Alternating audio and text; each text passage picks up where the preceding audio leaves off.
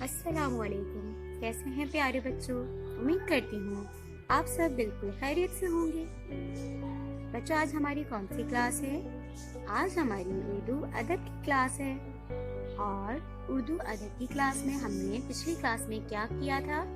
پچھلی کلاس میں ہم نے سبق میرے اپنے کی بلند خوانی اور وضاحت کی تھی۔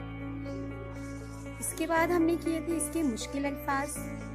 اب ہم جا رہے ہیں اسی سبق کے اگلے کام پر۔ تو مشکل الفاظ کے بعد ہمارے پاس اگلا کام کیا ہے؟ مشکل الفاظ کے بعد ہمارے پاس اگلا کام ہے الفاظ معنی۔ کیا کام ہے اگلا ہمارے پاس؟ الفاظ معنی۔ تو چلیے چلتے ہیں الفاظ معنی کی طرف۔ تو یہ ہے ہمارے پاس الفاظ اور اس کے معنی جو ہم نے سبق میرے اپنے سے الگ کیے ہیں۔ تو لفظ ہے ہمارے پاس برکت۔ برکت کے معنی ہے اضافہ۔ برکت کے کیا معنی ہے؟ اضافہ۔ اس کے بعد لفظ ہمارے پاس ہے رضا۔ رضا کا مطلب ہوتا ہے، رضا کے معنی ہے مرضی۔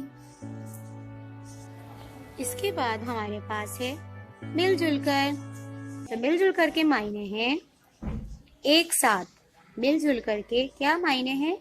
ایک ساتھ۔ اس کے بعد ہمارے پاس آخری لفظ ہے کہانی۔ اور کہانی کا مطلب ہوتا ہے، کہانی کے معنی ہے قصہ۔ تو بچوں، آج کی کلاس میں اتنا ہی۔ امید کرتی ہوں آپ سب کو بہت اچھے سے سمجھ آیا ہوگا۔ ملتے ہیں انشاءاللہ اب ہم اپنی اگلی کلاس میں اگلے کام کے ساتھ۔